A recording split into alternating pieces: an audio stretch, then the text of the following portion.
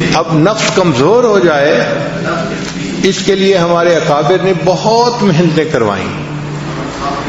چنانچہ آپ شروع دور میں دیکھیں اکابرین میں تو وہ اپنے خواہشات کو توڑنا اس پر بہت محنت کرواتے تھے، بہت محنت کرواتے تھے. دل میں چاہت پیدا ہوئی نہیں پوری کرنی تاکہ نفس کمزور ہو جائے. مقصد کیا تھا؟ نفس کمزور ہو جائے. یہاں تک کہ اگر پانی کا گھڑا دھوپ میں پڑا ہے تو جی چاہا کہ اس کو اٹھا کے میں سائے پہ رکھ دوں، ٹھنڈا ہو جائے گا پانی ذرا، تو نہیں، نفس چونکہ چاہ رہا ہے میں نے ایسا نہیں کرنا، تو نہیں کرتے تھے. پھر کھانا نہیں کھاتے تھے. بعض کے بارے میں تو یہاں تک مشہور ہے کہ انہوں نے روٹی لکڑی کی بنوائی اور گلے میں لٹکا لی. جب بھوک لگتی تھی تو وہ لکڑی کی روٹی کو دانتوں میں چباتے تھے. اے نفس، تو مجھے اللہ کی مخالفت پہ جو ہے آمادہ کرتا ہے، میں تجھے کھانا کیوں دوں؟ تو کھانا ہی نہیں کھاتے تھے، اتنا مجاہدہ کرتے تھے. پانی نہیں پیتے تھے، کھانا نہیں کھاتے تھے. یہ جو ہے نا قلت کلام، قلت منام، قلت طعام، یہ سب ٹرم نکلی اسی لیے ہے اپنے نفس کو کمزور کرنے کی خاطر کہ انسان کم بولتا ہے تو کم گناہ کرتا ہے، تو کم بولے. آج کل ہم زیادہ بولنے کے مریض ہیں، اس لیے ہمیں بار بار اعلان کرنا پڑتا ہے بھئی مسجد ہے، اعتکاف ہے، آپ آہستہ بولیں، آہستہ بولیں. اس کی وجہ کیا ہوتی ہے کہ ہم نے چپ کے مزے نہیں لیے ہوتے، ہمیں خبر ہی نہیں کہ چپ کے مزے کیا ہوتے ہیں. یہ چپ کے مزے ایسی نعمت ہیں کہ جس بندے کو نصیب ہو جائے اس کا بولنے کو دل نہیں چاہتا، وہ خاموش بیٹھا اپنے رب کی یاد میں لگا ہوا ہوتا ہے. حضرت خواجہ باقی باللہ رحمۃ اللہ علیہ بہت خاموش رہتے تھے. ایک بندے نے کہا کہ حضرت آپ کچھ نصیحت کریں، آپ کی نصیحت سے لوگوں کو فائدہ ہوگا.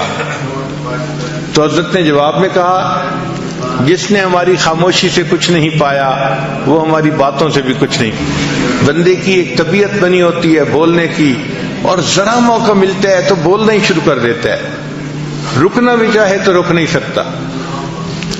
اور جس کو خاموشی کے مزے اللہ تعالیٰ فرما دیں اس کا دل گھبرا رہا ہوتا ہے کہ کیوں اتنی ٹر ہو رہی ہے. جیسے برسات کے موسم میں مینڈک ہوتے ہیں نا تو ٹر ہو رہی ہوتی ہے، ایک آواز آ رہی ہوتی ہے مستقل. اسی طرح بندہ چپ نہیں رہ سکتا، ٹر کرتا رہتا ہے، بولتا رہتا ہے، بولتا رہتا ہے.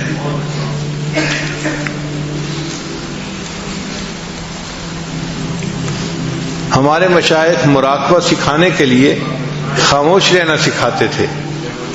چنانچہ حضرت اقبال تھانوی رحمۃ اللہ کی خانقاہ پہ جو بندہ تربیت کے لیے آتا تھا پہلا کام اس کے ذمہ لگتا تھا کہ آپ نے کلام نہیں کرنا، بات نہیں کرنی، چپ رہنا ہے.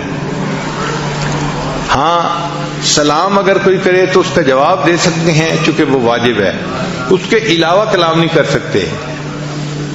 تو صرف سلام کا جواب دینے کی اجازت تھی، اس کے علاوہ کلام کرنے کی اجازت نہیں تھی.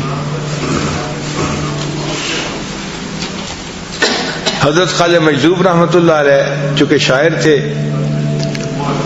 اور ان سے لوگ زیادہ واقف بھی تھے اور مانوس بھی تھے، تو ان سے زیادہ باتیں کرنے کی کوشش کرتے تھے. تو حضرت خواجہ مجذوب رحمۃ اللہ نے کیا کیا تھا، ایک گتے کے اوپر لکھ دیا تھا خاموش، اور دھاگا ڈال کے اس کو گلے میں لٹکا لیا تھا. تو اگر کوئی بندہ ان سے بات کرنے لگتا تھا تو وہ اس کی طرف اشارہ کر دیتے تھے، صرف بھئی دیکھ لو یہ سائن ہے خاموش. اس طرح خاموش رہتے تھے. حضرت مفتی محمد شفیع رحمۃ اللہ علیہ اور حضرت مولانا یوسف النوری رحمۃ اللہ علیہ کے بارے میں آتا ہے کہ جب دونوں شہزادوں نے علم حاصل کر لیا تو تھانہ بھون حاضر ہوئے کہ حضرت کی خدمت میں کچھ وقت رہتے ہیں. اب جب وہاں گئے تو عشاء کی نماز پڑھ کے کمرے میں آئے. دونوں کو رہنے کے لیے ایک ہی کمرہ دے دیا گیا تھا. تو کچھ بیٹھے تو کوئی بات چیت شروع ہو گئی. تازہ علم پڑا ہوا تھا، بات ہوتی گئی. تھوڑی دیر کے بعد جو خانقاہ کا خادم تھا بوڑھا وہ آیا. اس نے آ کے دروازہ کھٹکھٹایا کہ جی خانقاہ میں عشاء کے بعد باتیں کرنے کی اجازت نہیں ہے، آپ چپ ہو جائیں. وہ چپ ہو گئے، مگر اس کو روٹین میں لیا، اور تھوڑی دیر کے بعد پھر کوئی مسئلہ شروع ہو گیا، پھر باتیں شروع ہو گئیں۔ جب پھر باتیں شروع ہونے لگیں تو تھوڑی دیر کے بعد وہ خانقاہ کا خادم آیا اور اس نے آ کے کہا کہ جی مجھے حضرت کی طرف سے یہ حکم ہے کہ جو ایک دفعہ منع کرنے پہ نہ رکے اور پھر باتیں کرتے رہے، اس کی سامان کی گٹھڑی اس کے سر کے اوپر رکھو اور اس کو خانقاہ سے دھکا دو، جاؤ۔ جب آپ نے بات سمجھنی نہیں تو رہنے کا کیا فائدہ؟ کیوں وقت اپنا بھی ضائع کر رہے ہو، ہمارا بھی ضائع کر رہے ہو؟ تو اس نے کہا جناب میں دوسری دفعہ آ کے بتا رہا ہوں، اب اگر میں نے آپ لوگوں کی آواز سن لی تو میں نے آپ کا سامان آپ کے سر پہ رکھنا ہے اور آپ کو خانقاہ سے نکال دینا ہے۔ پھر دونوں کو احساس ہوا کہ خاموشی کی اہمیت کتنی تھی، کتنا سیریس معاملہ تھا۔ پھر اس کے بعد وہ نہیں بولے۔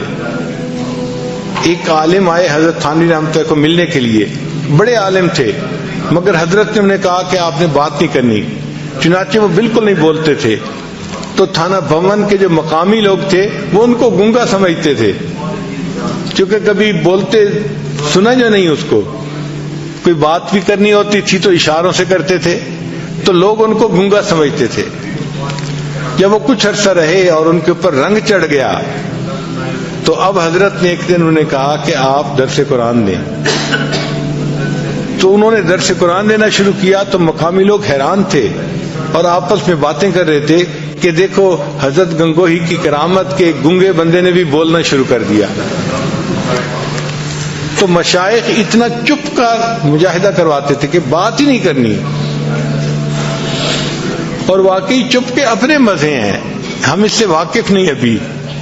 اگر واقف ہو جائیں تو بات کرنا ہمیں مشکل نظر آئے، دل نہ چاہے بات کرنے کو۔ تو خانقاہوں میں جو رکھ کے محنت کروائی جاتی تھی، کم کھانا، کم بولنا، کم سونا، اس کم کا اصل مقصد یہ ہوتا تھا کہ نفس کمزور ہو جائے اور انسان کے لیے شریعت کے اوپر چلنا آسان ہو جائے، یہ شریعت پر چلنے کے راستے میں رکاوٹ نہ بنے۔ اس لیے اپنی خواہشات کو توڑنا یہ سب سے بڑی چیز سکھائی جاتی تھی کہ بھئی کوئی بھی خواہش دل میں پیدا ہو اس پر عمل نہیں کرنا۔ حضرت عبداللہ ابن عمر رضی اللہ تعالیٰ عنہ کے دل میں ایک مرتبہ خواہش پیدا ہوئی کہ میں مچھلی کھاؤں، بیمار بھی تھے، آخری وقت تھا، تو بیوی نے مچھلی بنوائی۔ جب مچھلی بن کے تیار ہوئی اور دسترخوان پہ لائی گئی تو اس وقت دروازے پہ ایک سائل آ گیا، اس نے کہا جی کہ مجھے اللہ کے لیے کچھ دے دو۔ حضرت نے وہ مچھلی اٹھا کے سائل کو پکڑا کہ میں نے اس کو آخرت کے لیے ذخیرہ بنا دیا۔ یعنی اپنی خواہش پہ عمل نہیں کرنا کہ میرے اندر چاہت پیدا ہوئی تھی کہ میں مچھلی کھاؤں، میں نے اپنی چاہت پہ عمل نہیں کرنا۔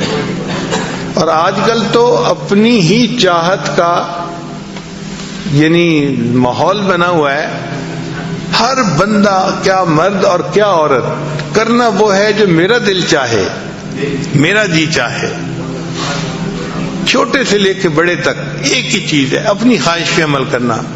اس وجہ سے آج نفس اتنے موٹے ہیں کہ انسان کے قابو میں نہیں، اور ان کو کمزور کرنا ایک مشکل کام بن گیا ہے۔